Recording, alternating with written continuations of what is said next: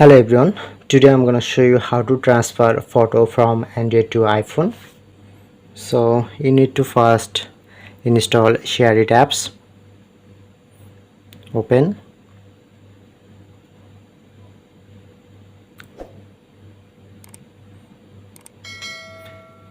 click on to receipt,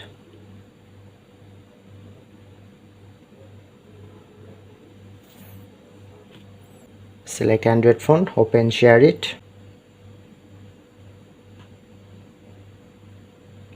select send option.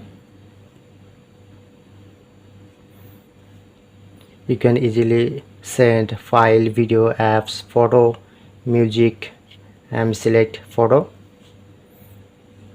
Click on to send option. Click on to next. Look here, selecting this Apple option. Click on to scan.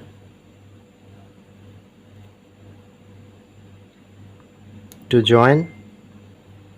Okay, now successfully transfer Android to iPhone image. So that's it, that's how we can do it.